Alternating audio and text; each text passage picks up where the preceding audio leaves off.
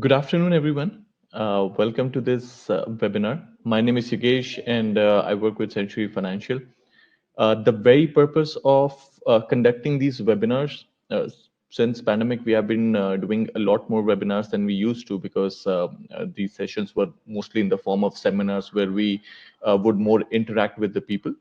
But the show must go on. So since we are under a pandemic, and obviously we are maintaining a very safe distance, and entire social distancing is maintained.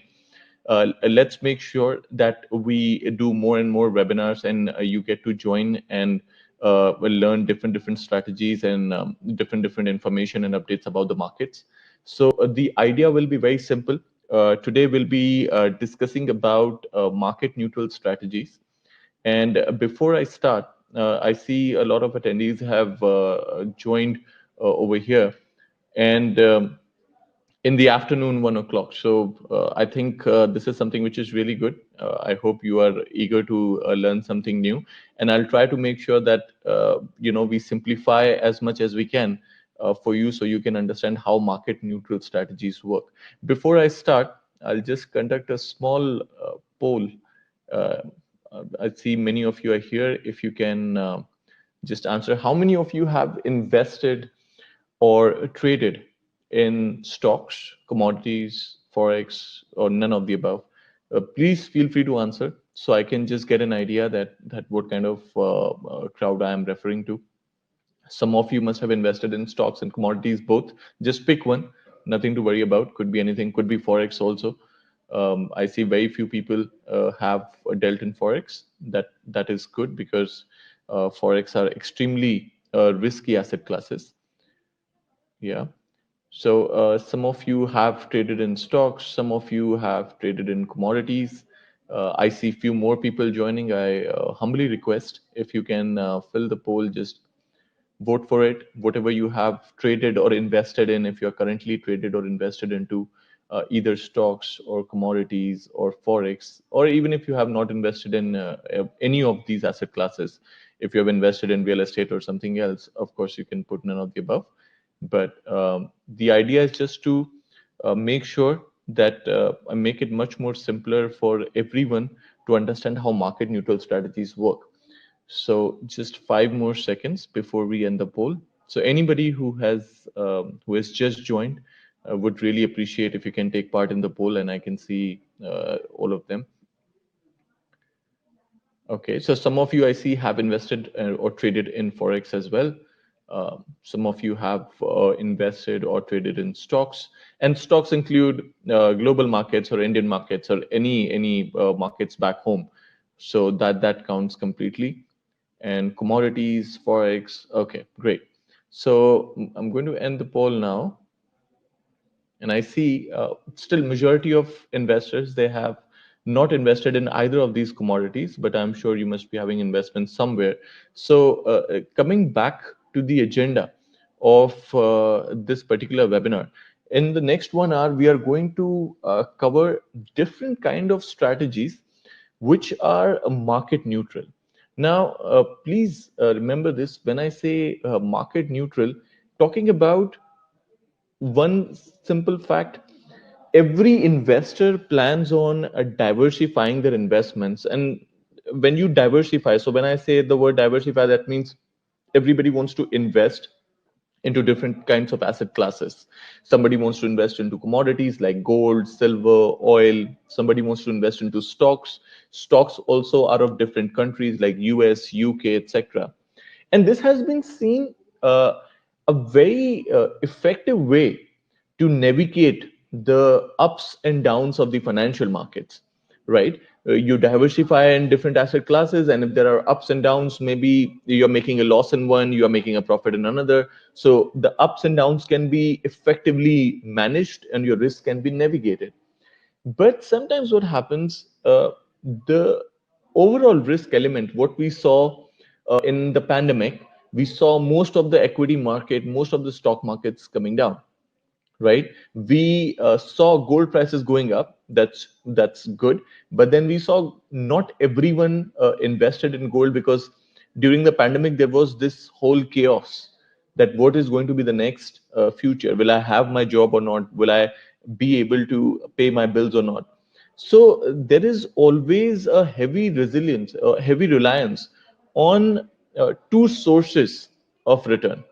Like either it could be stocks or it could be it could be bonds, it could be stocks, it could be different asset classes, but you expect a return from them, right? And if none of these asset classes gives you a return, so what happens is, let's take example of 2008. When 2008 crash happened, a few of you, if you would have noticed, and I'll show you on the chart also, that reminds me, let me just log on to our next generation live platform so I can also share with you uh, the live prices of what is happening, and this will help you out to understand further. Yeah. So, what we understood in 2008, I'm sharing the platform with you right now, and this will show you prices of gold specifically, because gold is one of the much talked commodities, and you will be seeing now. Yeah. Please let me know. I'm sharing my screen. If you're not able to see it properly, or if you're able to see it properly, just if you can give me a yes or a okay if you can see my screen properly. I'm much more used to and fond of a very interactive session, and I know it's a webinar, so we cannot all talk at the same time. But I would really appreciate if you just keep giving me a okay or a thumbs up. If you can see my screen right now, please give me a yes. Okay. Okay. Great. Great. So what I'll do is, at any point of time, guys, we are going through this session. If you have any questions of your own, please write it on the chat. I'll be able to see it. Most probably, I'll be able to answer it while we are doing it this session. Or if it is a bit different from the topic, then till the time session ends, we will talk about that particular topic as well, right? So now what you're looking at is one of our most interesting trading platforms that shows you live markets. So what I was discussing about, if you see gold prices back in 2008, here this is gold cash, okay, and I will go much back years ago, 2007 and 2008. So I want you to look at this phenomena here where my cursor is. From 2008, when markets dropped, gold prices also started dropping, entire 2008. And you will see gold prices going up in 2009. That means, had you invested in stocks in 2008, and if you diversified by investing in gold, because it's a common notion that gold acts as a safe haven. I myself have done a lot of sessions on gold outlook and how gold acts as a safe haven, but there is always a possibility that you expect returns from either of the asset classes, either from shares or from the gold. But in 2008, both gold and shares were down, and gold prices started rising during 2009, when we saw central bank, they reduced interest rates and they started doing quantitative easing. That, in simpler terms, means they started printing more dollars to increase the cash flow of, or to increase the flow of or supply of money in the economy. So that was something which was done in 2009, but in 2008 both the asset classes were down. So what does it teaches us? It teaches us the fact that no matter how you diversify, there is always a certain amount of risk, and risk is going to be, even in market neutral strategies, you will come through a lot of risk which can exist. But then the risk which we face in market neutral strategies are much more product specific or cost specific. When we compare about the asset class like commodities, we are talking about a much more increased area.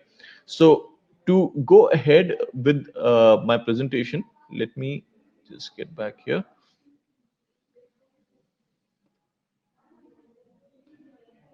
Yeah.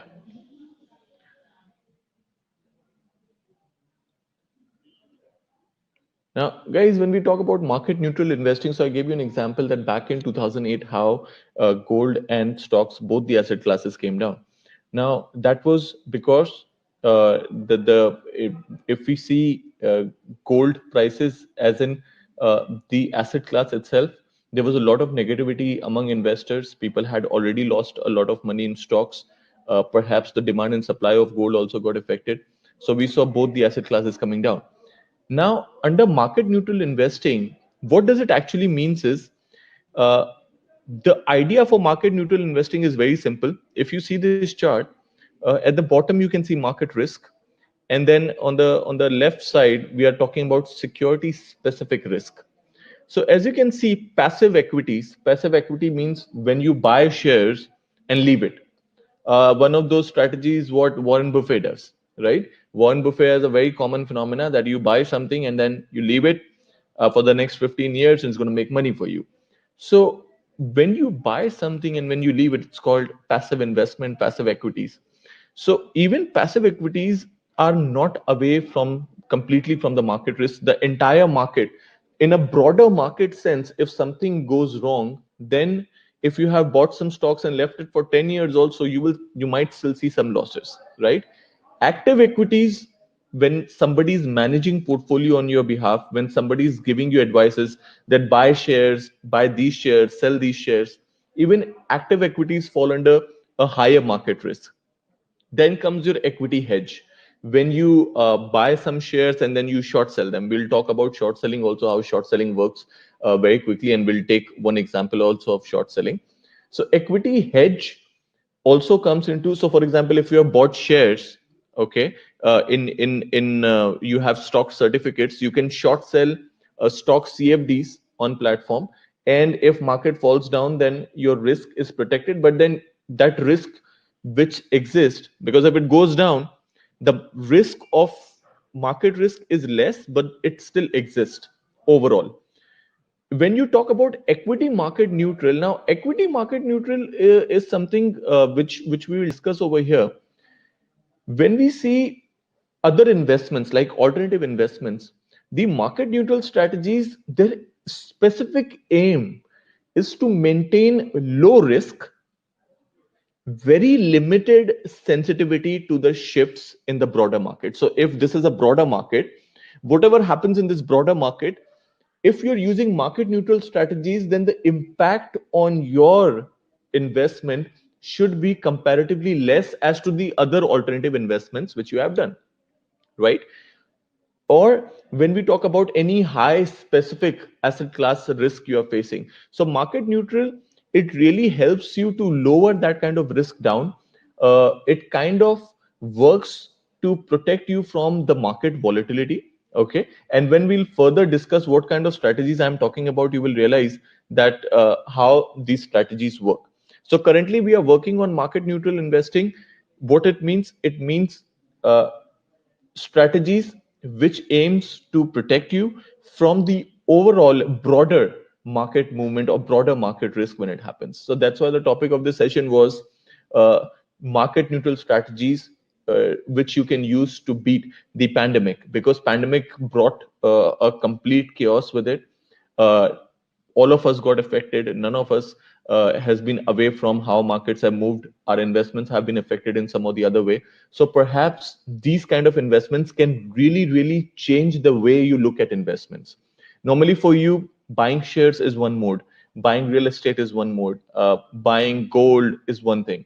So this is something which is a bit different because we are talking about a complete neutralization. Of course, it will have risk, and we'll talk about those. Now, moving on, so we'll start with the first market neutral strategy, which is called statistical arbitrage. The word arbitrage, please do not get confused with it. The word arbitrage, and please keep writing if you do not understand anything. Please ask me questions. If I can answer them right now, for sure I will, or by the end of the session. If I do not know the answer to the question, I'll definitely refer one of my market consultants and get back to you and give you the right answer. So please keep writing on the chat any kind of questions or issues you face while we are doing this presentation. So when we talk about statistical arbitrage, the word arbitrage means the price anomalies. Sometimes what happens, two asset classes which are very much connected to each other. Okay, let's say Reliance has a stock in Indian markets. Okay, Reliance has a stock in listed in US market also. Let's say the percentage movement of both the stocks is same, but sometimes it might happen that the Indian stock might went up, the American went down. Both are Reliance, both are supposed to be moving in the same direction, but one of them changed the direction. Now that's where the price anomaly happened, that's where the arbitrage opportunity came. So arbitrage is this, and it happened, I remember back in 2013, Nokia stock used to be traded. One of the it was traded in European market. One index was perhaps France, other was Netherlands, and it was listed in two of, and the currency was euro. So we saw there was a difference in the price in the opening of both the markets. And normally both Nokia stocks would move in the same direction, but this time what happened? The one which was in France or the other European index, it went up, while the Netherlands one continued to stay at the same price. So something where which was exactly the same, you saw that France went up, but the Netherlands stayed the same. Now this is something which we call an arbitrage, that you short sell this and you buy one, either this will come down and fill this gap, or this will go up and it will fill the gap. This is what arbitrage is all about. But over here we'll understand much more about how different forms of statistical arbitrage works. So statistical arbitrage, it involves model based short term trading. So because it's an arbitrage, so we are talking about short term price movements, short term price anomalies, and taking advantage of those small gaps. Normally a particular type of arbitrage opportunity is hypothesized, formalized into a set of trading rules, back tested with historical data. What does it mean? It means, uh, okay, tell me one thing. If I say the word MasterCard, which company comes to your mind? Immediate. Uh, just type it here and I will be able to see. If I say MasterCard, which other company comes to your mind? Or when I say Pepsi, which other company comes to your mind, which is related?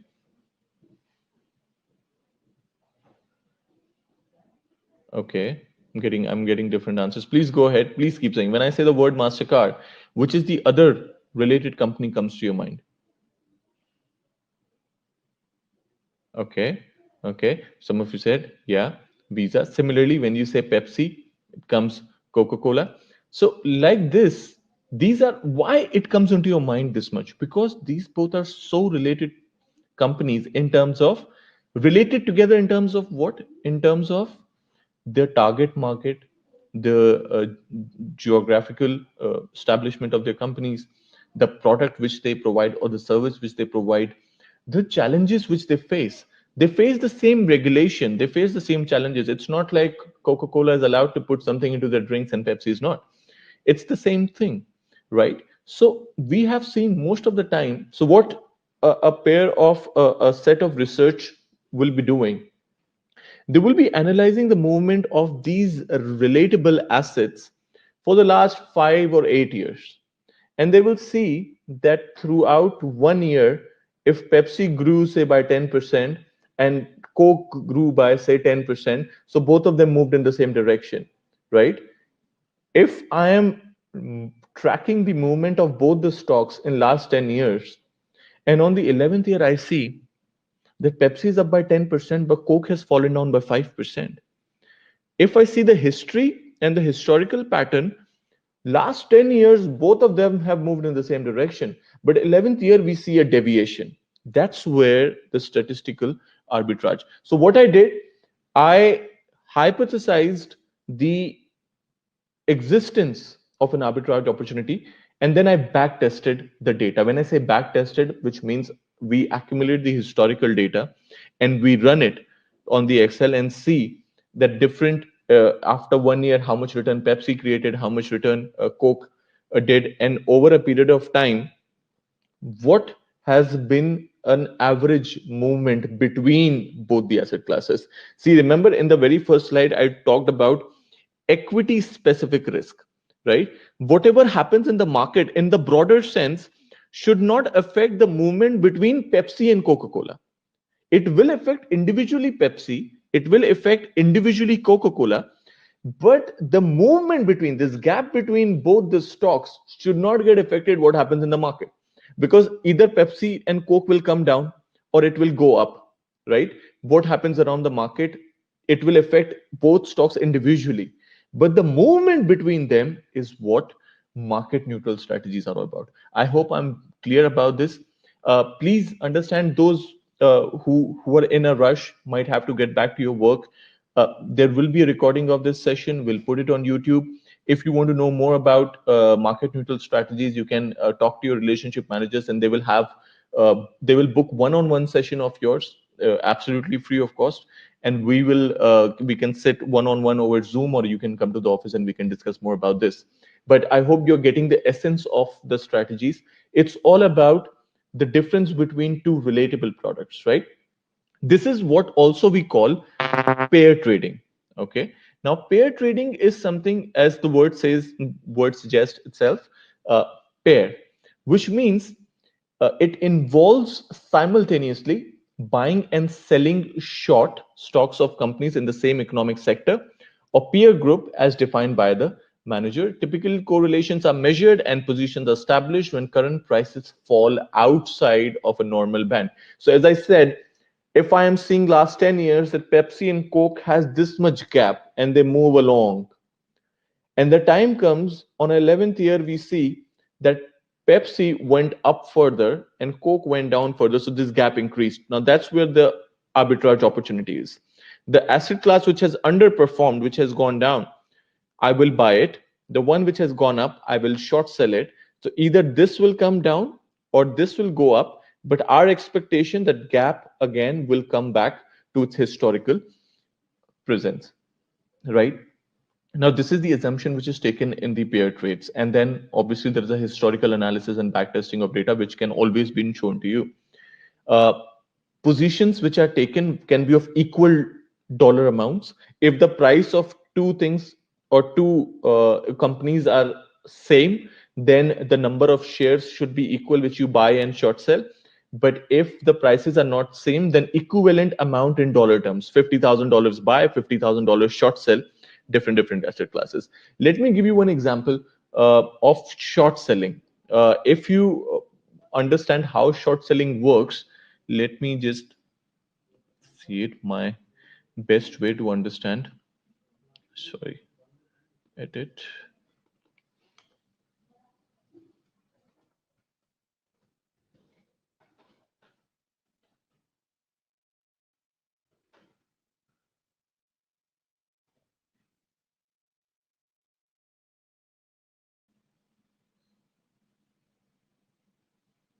Okay, guys, I'm just conducting one more poll to understand how many of you understand about short selling, how many not, so I can proceed, because the very essence of market neutral strategies is your understanding about short selling. So please participate in the poll. If you can see, do you know about short selling? Okay, I see people voting. Okay, okay, that's good. A lot more informed crowd over here. I think it will end to 50-50.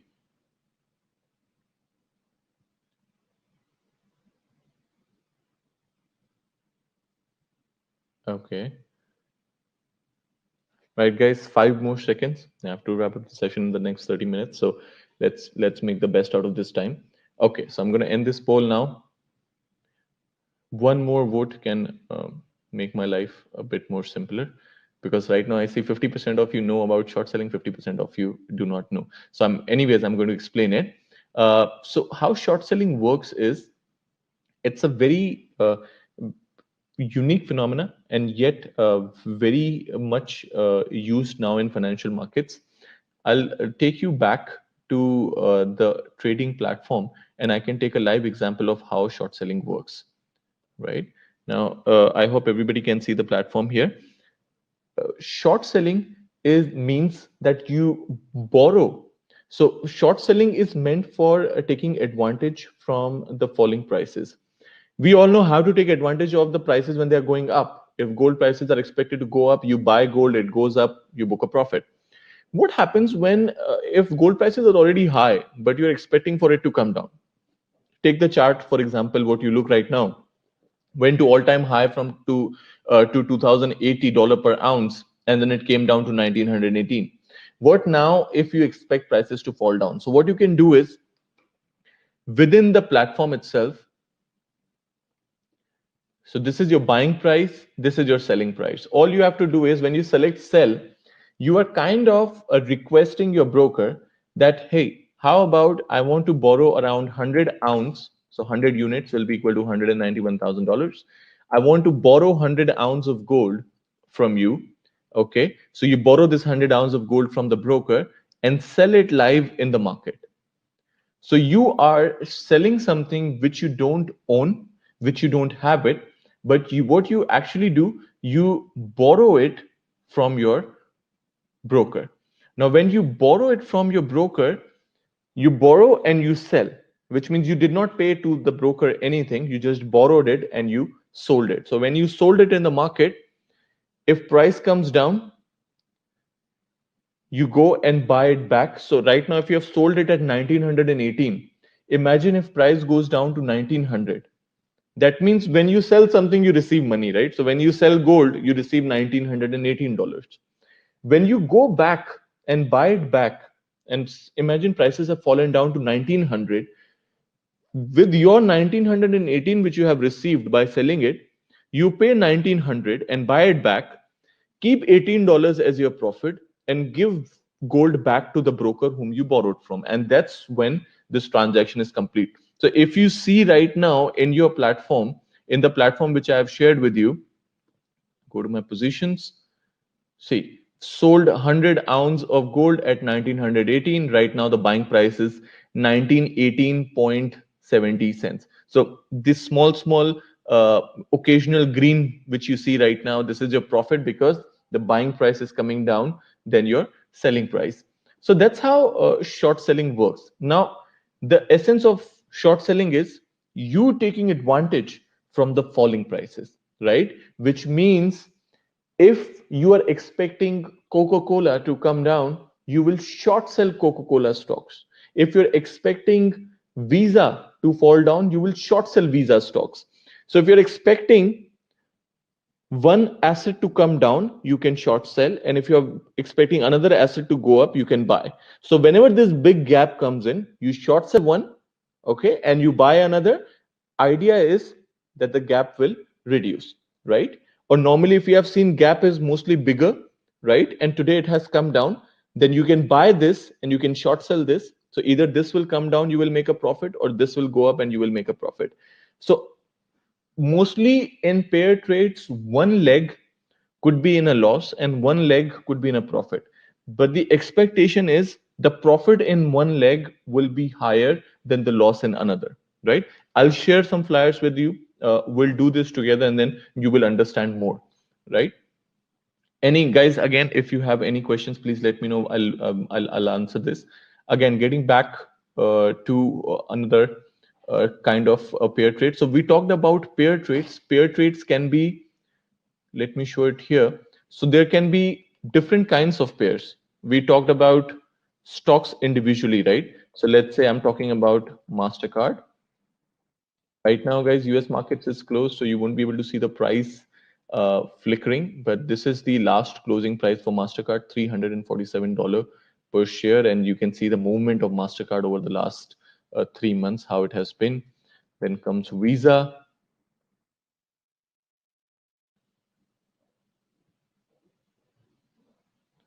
Right, again, this is Visa.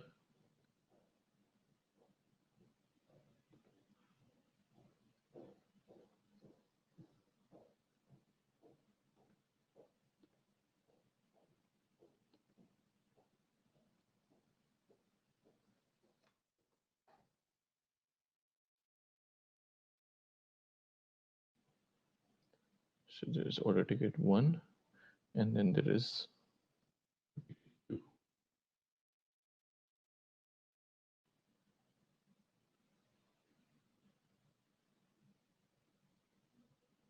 right? Now, if you see both MasterCard and Visa, one of them is $347.86 per share. Another one is $208 per share. Okay. So the idea is very simple that if MasterCard and Visa both go in the same direction, and if we are expecting MasterCard to go up and Visa to come down, because this has been the phenomena. So my upper hand where I'm wearing my watch is MasterCard and this is Visa. Imagine it has gone like this. And now what happened? MasterCard went up and Visa stayed at the same place. So now this gap is big. Now, to take benefit of the pair trade and the statistical arbitrage, ideally what you should do is you should short sell MasterCard and should buy Visa because MasterCard has gone up, it has outperformed. So you short sell MasterCard and you buy Visa, which means on the platform, all you have to do is select sell and over here buy, and you can sell one and buy another in equal dollar value. And the idea is either MasterCard will come down and close the gap or Visa will go up and close the gap. Pair trade will be done, and this is how it will be conducted, right? So, like this, now imagine MasterCard and Visa being two stocks. There are so many relatable assets, commodities, agro commodities, indices. There are different kinds of indices which can be used in pairs, US 30 and NASDAQ. The stocks which were in NASDAQ are also a part of US 30. The stocks which are in US 30 as in stock index are also a part of NASDAQ, which means they both. So let me give you one example here also, since we are on the platform. I'm going to open US 30.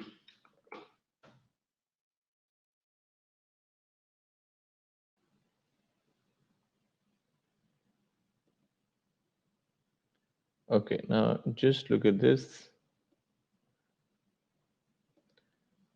Now there are a lot of different stock market indices, guys. So I'm just increasing the size of this so you can clearly see. One is US 30, which is your Dow Jones Industrial Average, US stock market index, which tracks mostly the blue chips of the country. Now this is S&P 500. This also is a global benchmark. It's a US stock market index, and it may include the stocks which are in US 30 because S&P 500 has 500 stocks. Then comes Nasdaq.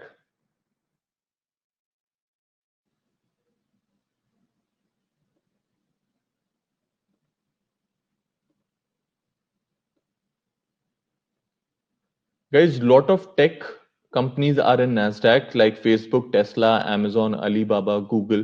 So tech, without a doubt, has outperformed not only the pandemic but still outperforming a lot of asset classes. Last but not the least, I will also add small market value companies of US, which is in an index called small cap index. Okay, so US small cap.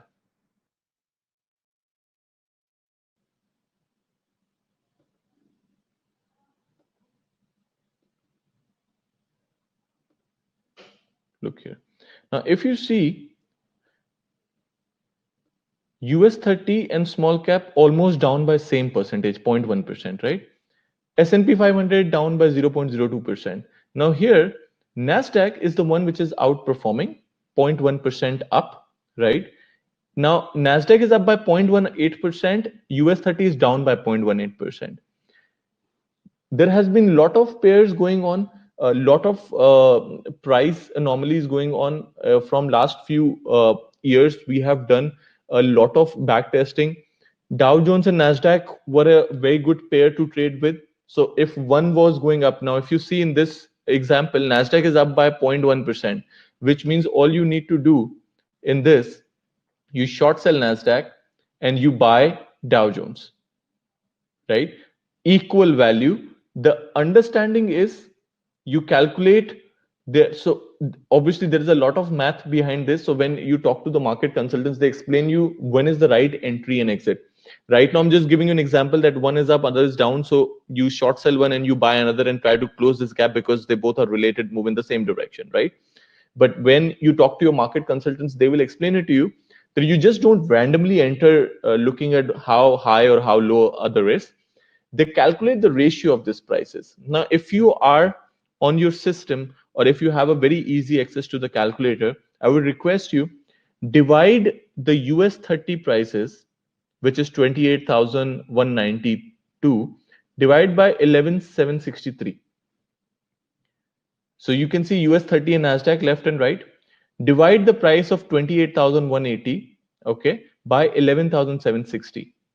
So numerator is 28,187 and denominator is 11,763. What do you see right now?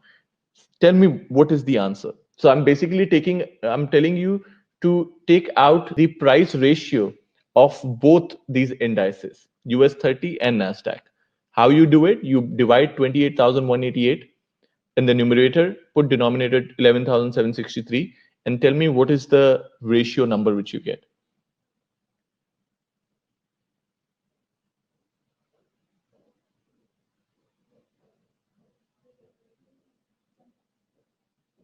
While I will calculate in my phone as well.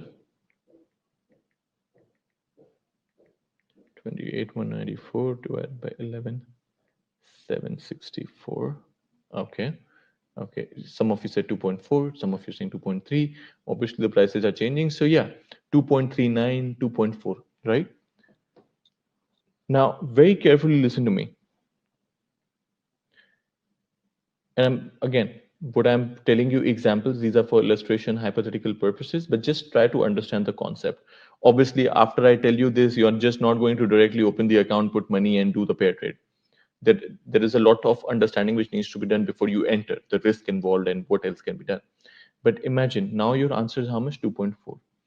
What if I tell you that in last say 6 to 7 years we have back tested the this price ratio between US 30 and Nasdaq on several occasions, and most of the time the average mean or the average ratio is around 3.2,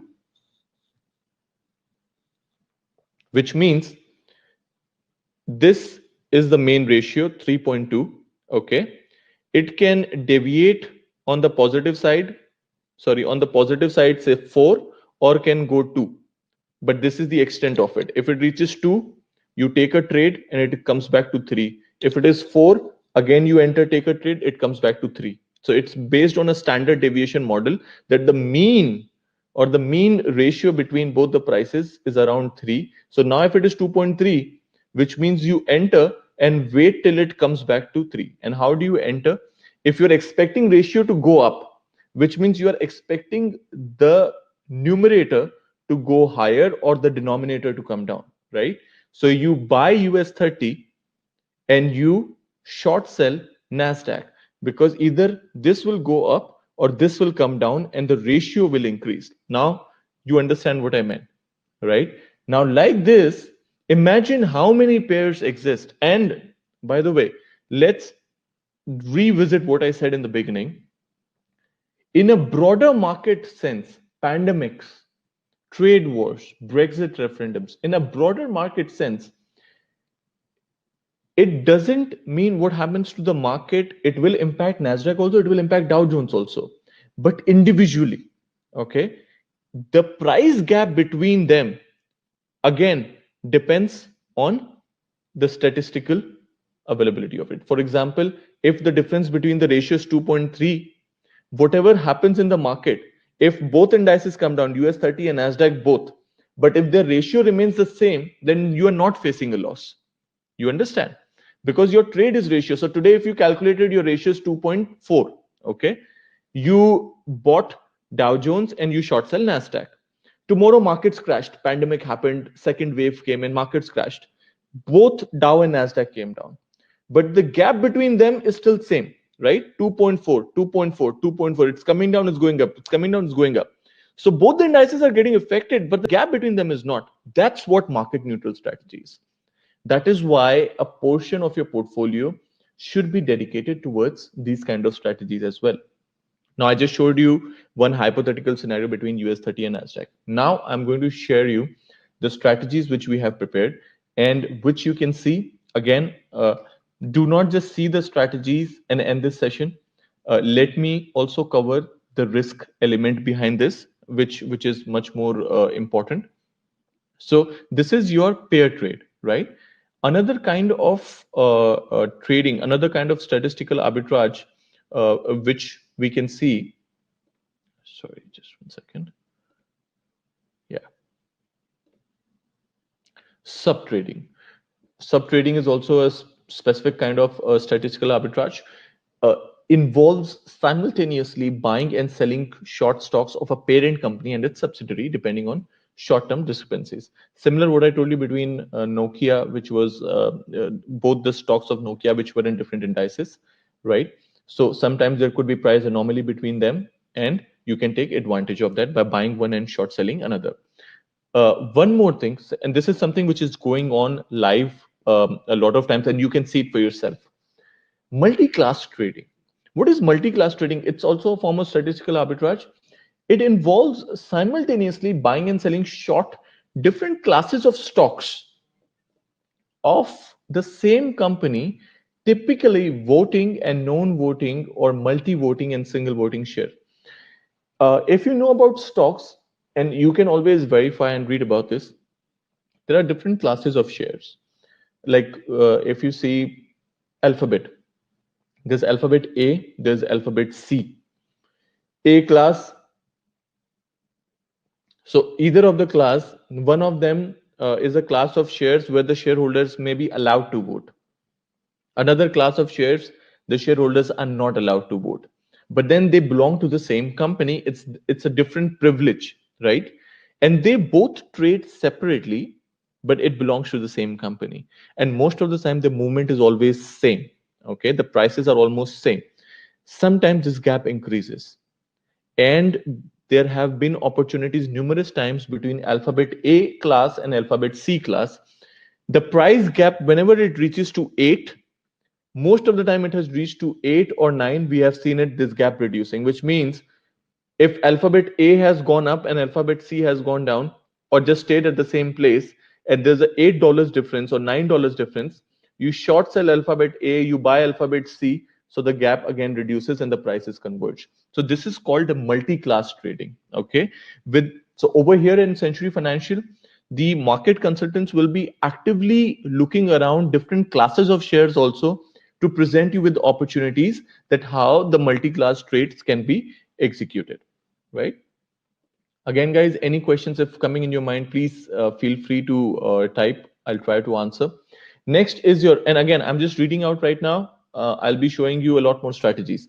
What is fundamental arbitrage? Now, there is fundamental arbitrage. Fundamental arbitrage is what in India, if you have friends who are trading in India or if you are trading in India, you must have be familiar with the concept 80-20. 80-20 strategy works a lot in Indian markets and different markets itself, not just in Indian markets. What it does is in a specific basket or in a specific index, you buy the highest performers and you short sell the ones which are not performing, and which have the less weightage in the index.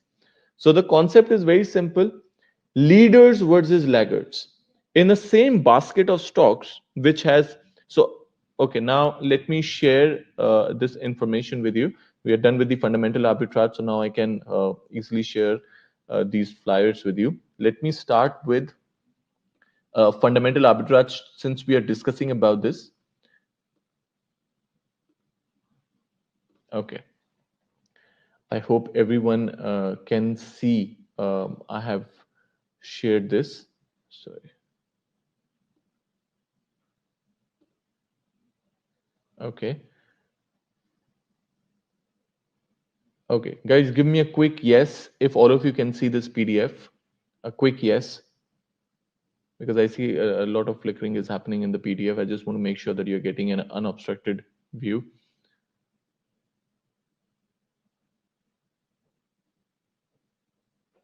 All of you can see this PDF. I'm getting okay. I'm getting yes. Okay, great.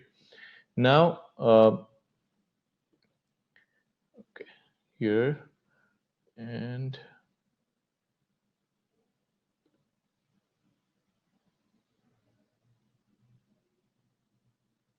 yeah. Now, guys, this strategy is very simple. We have a product called a share basket. Okay.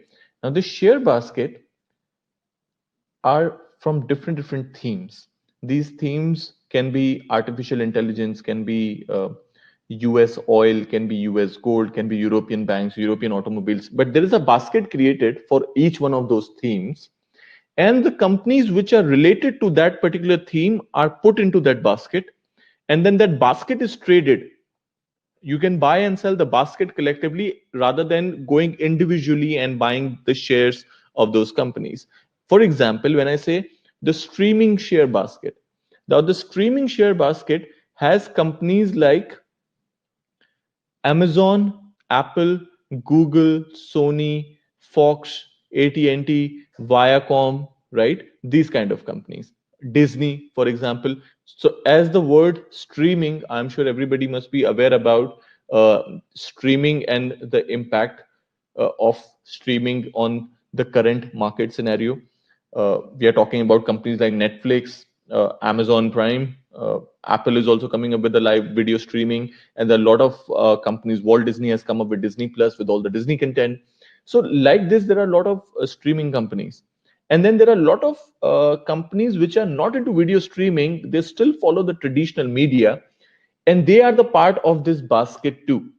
So now this streaming basket has some leaders, okay, and they have some laggards. Laggards means the performance of which their weightage in this basket is less, okay.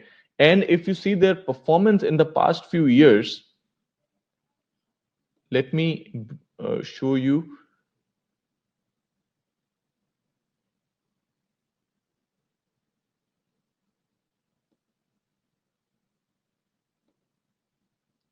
Just 1 second. Yeah. Now here, okay, this is what you need to see.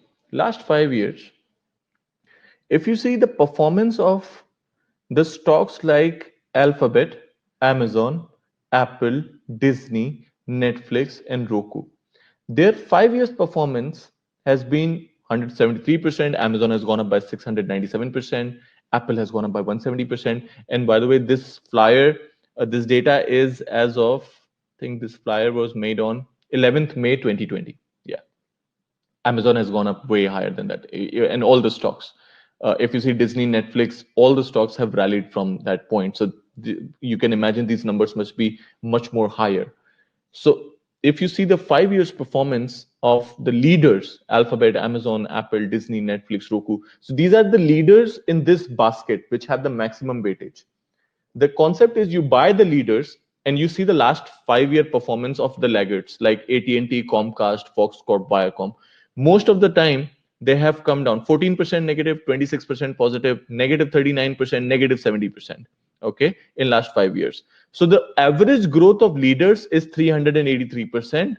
The average growth of laggards is 24% negative. Now, the strategy, what I was talking about, the fundamental arbitrage, what does it say? It says very simply that you buy in the streaming basket. Okay. You buy this index, which is called the streaming basket, but you short sell the stocks which are the laggards. And which are the laggards? AT&T, Comcast, Fox Corp, and Viacom. These four stocks you short sell and you buy the basket. So when you buy the basket, the maximum exposure is of Alphabet, Amazon, Apple, Disney, Netflix, Roku. So you're buying them. And what are you short selling? You are short selling AT&T, Comcast, Fox Corp, and Viacom. Why? Because they are the laggards. In last 5 years, they have shown not a very high growth. In fact, most of the time negative.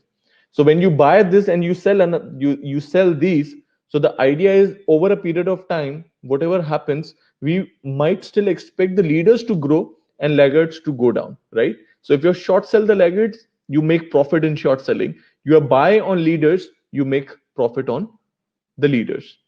This is called, guys, fundamental arbitrage. And the strategy was for 11th of May. Obviously, we are not an asset management firm, so we would not be sharing right away that what has been the performance. But if you come to the office, and we can track it down how it works out, how it did in last 3 months. You'll be able to see even how the strategy has performed.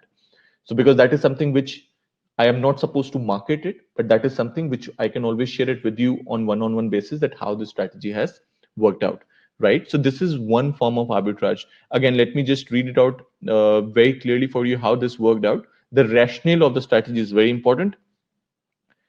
Based on the current market strength of the leaders and their dominance, going forward, market dynamics and the individual company profiles may change. This could probably result in laggard stocks becoming new leaders and thus overperform the current leaders. These are your risk. Okay. So as I said, just don't look at the flyer and go ahead and do it.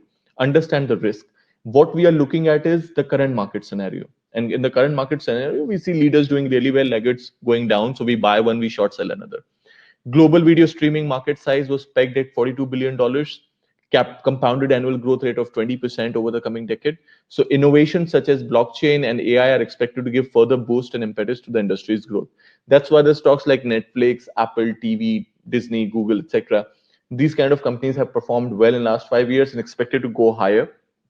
While when we talk about companies like Viacom and Comcast and Fox Corp, historically their performance is not that great. In last 5 years they have not performed up to these standards. So you buy the streaming index, and Amazon and Alphabet, 94% of the streaming index is these companies, while the 6% of the streaming index is AT&T, Viacom, Foxcorp, and Comcast. So you short sell the laggards, you buy the leaders, and this is where one of the fundamental arbitrage strategy lies. Now, guys, this is not connected to what happens now. If the pandemic comes in, the possibility Amazon will also go down, Fox Corp will also go down. But which will go down more? If you are buy on Amazon and if it comes down, you lose.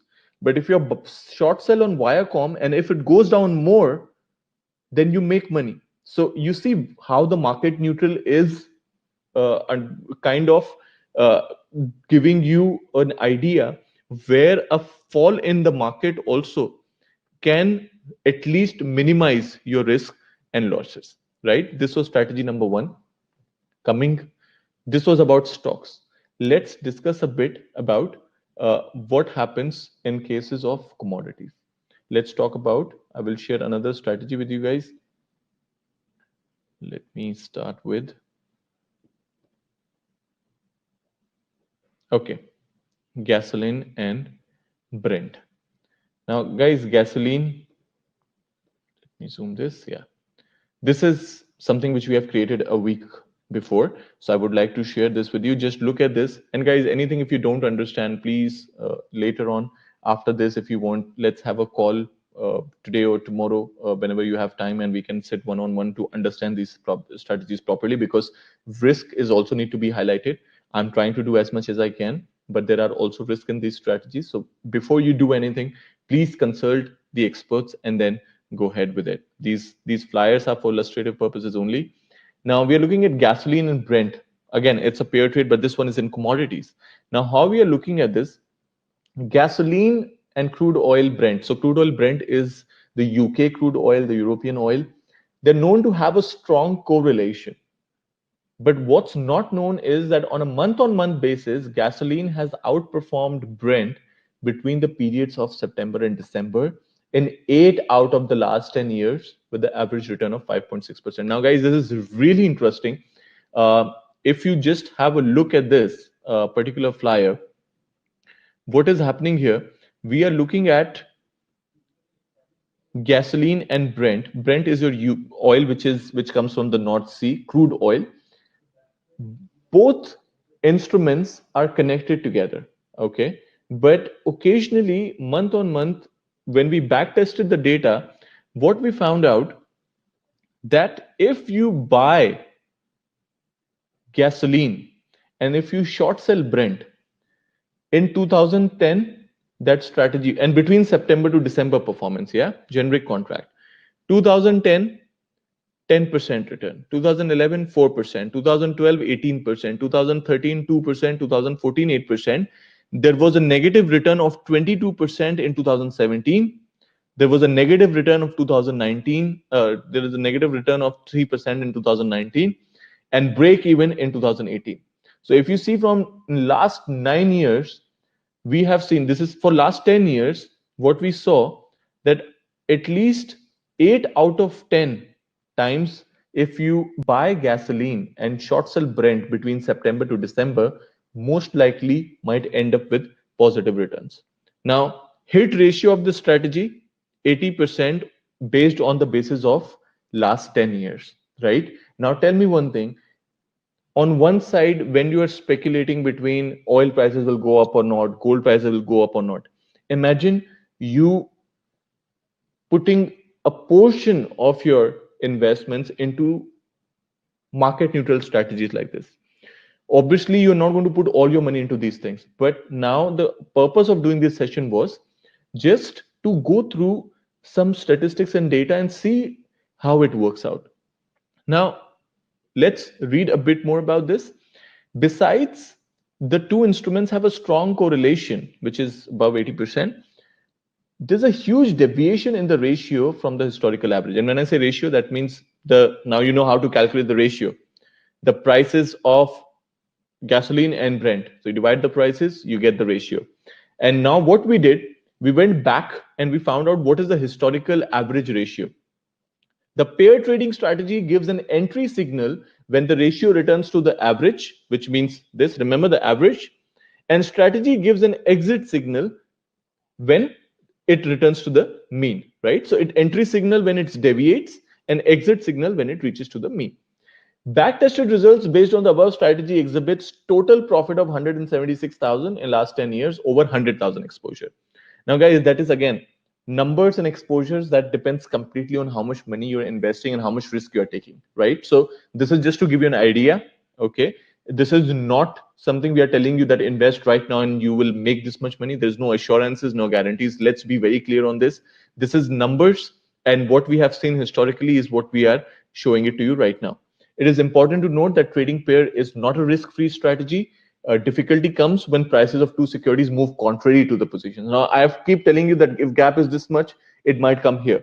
If it is here, it might come here. What if gap increases, right? So this is always a risk. So please consider that risk bit.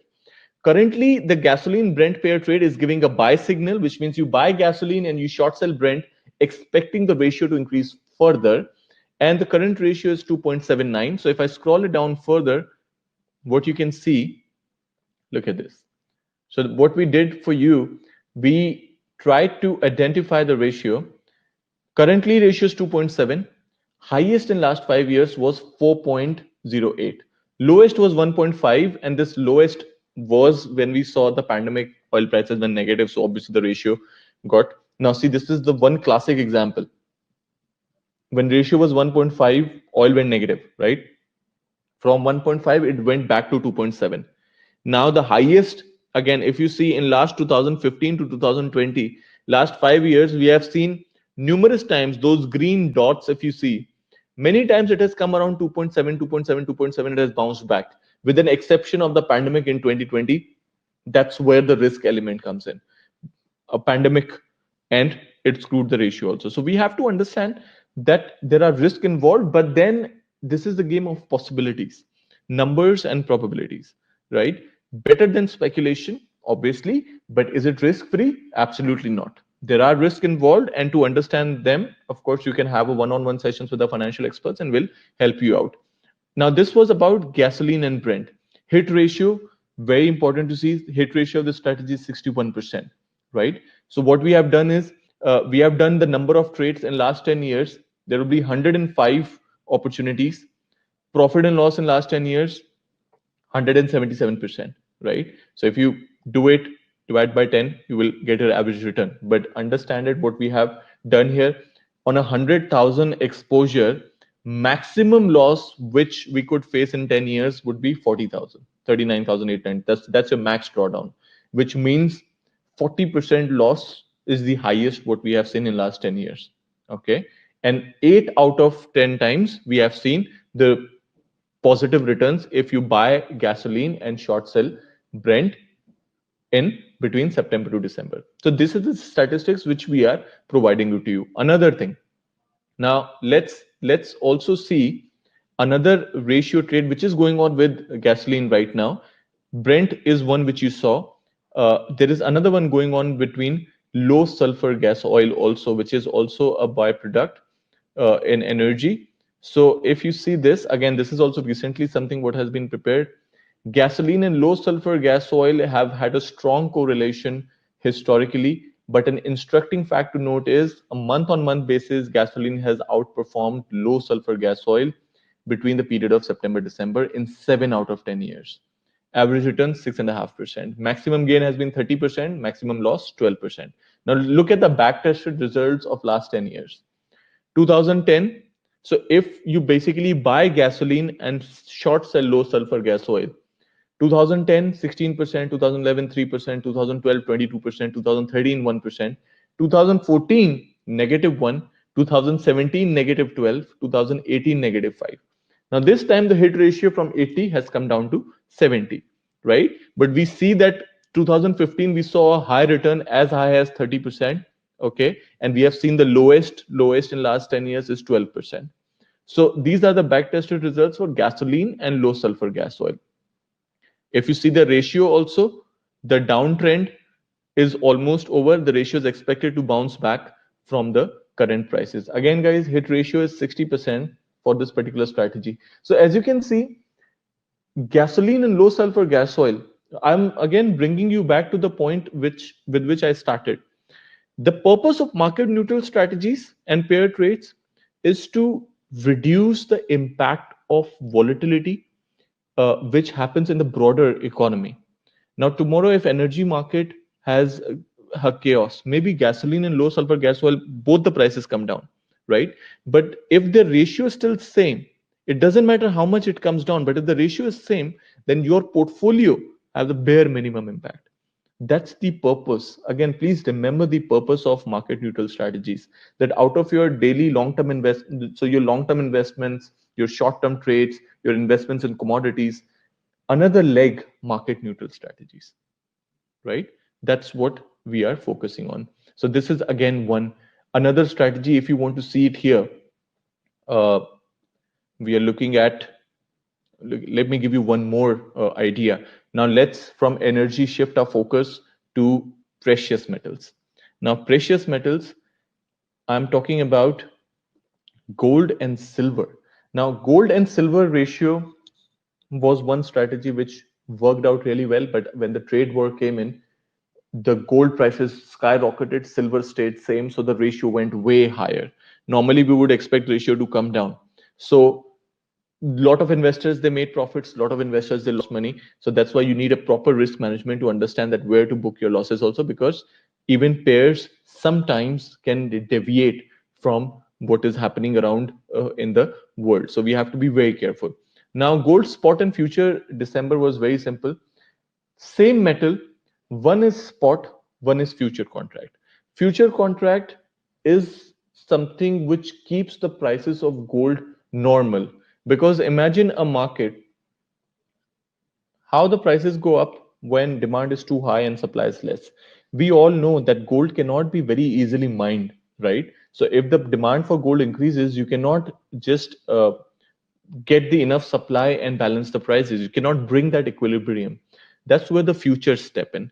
A lot of gold traders and investors, what they do, they hedge their risk in the futures market by sometimes if they're expecting prices to go down, they will short sell the future, right? They expect that prices might go down, so they short sell the future. If they're expecting prices might go up, then they buy the future and they take the delivery. They lock in the prices. If the expiration of the gold contract is after 3 months, they will lock in the prices today and after 3 months take the delivery. Okay. So if the prices are up, then they save themselves. If the prices are down, then they have a risk. So spot and futures. So there is a gold spot and there is a gold future contract. For more understanding about future contract, you can always come to us, contact us, we'll explain it to you. Now, spot and futures, they have a price difference. Now, what we saw, and this trade is now almost over because December contract will be coming to a expiry real soon, but I'm just giving you an example here. See, this was made on 16th of July. Again, this is 26th August. One among the many odd events of corona pandemic happened in gold markets when the spread, what is the spread? The difference between the two prices between London spot gold and New York futures, which usually trade within a few dollars, rose to a triple digits. Okay, in the last week of March. It was not like the world suddenly ran out of gold. However, there was a lack of gold in the desired proportions. Gold markets in London, which was a spot, deal in the 400 ounces bar, where 100 ounces bars are delivered against New York futures. So there are different lot sizes. Coming forward to what has happened is, if you see here, the graph which you see is the difference between gold spot and the December, which on intraday basis we saw $70 as well. But a resistance had formed around 28 or 30, which means when the gap was $30, okay, you could short sell gold December and buy gold spot and wait for this gap to reduce. You'll be surprised to know, if you see right now, since we are live in the market, this gap which you saw, this was around 16th of July. Now, if you see gold spot prices today, so this is 1918, and let's see the gold December as well. Is the contract still there or expired?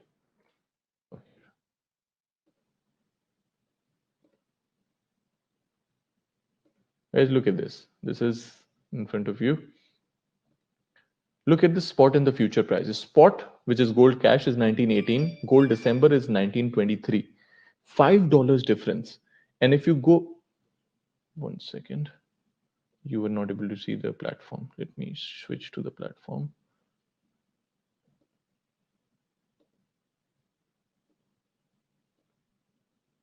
Look at the platform.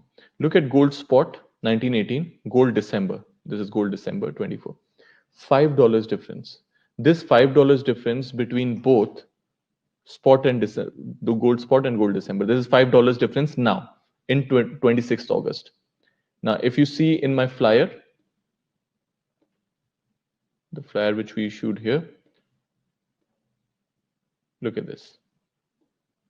The difference between both of them, which you see on that date in July 16th, is $28.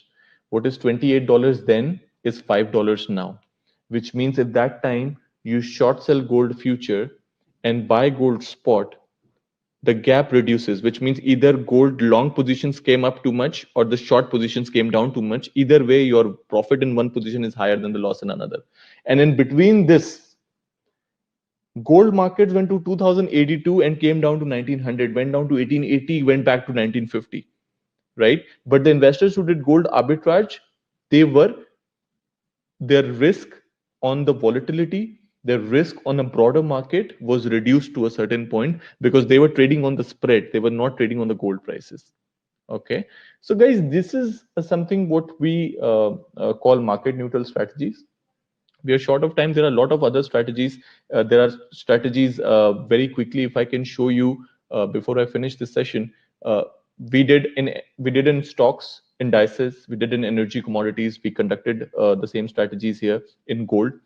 Very quickly before I leave, I'll show you something which has been going on between the agro commodities also, showing you oat and corn. Oat and corn.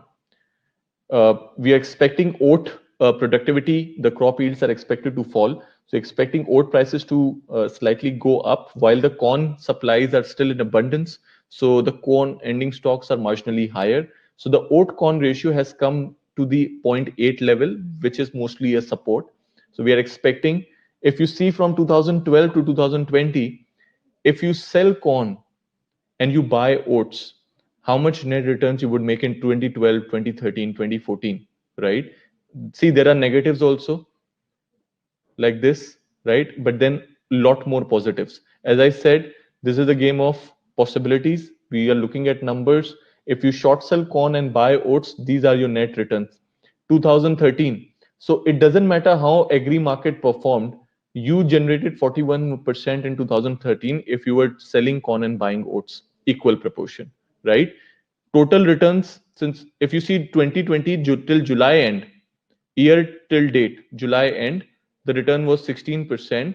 If you sell corn, Corn went down by 17%, so you made profit in there. If you bought oats, oats went down by 1.3%, so you lost money in oats, but you're making a lot more money in corn, so your net return is 16%. And this, again, it is August, so it's going on.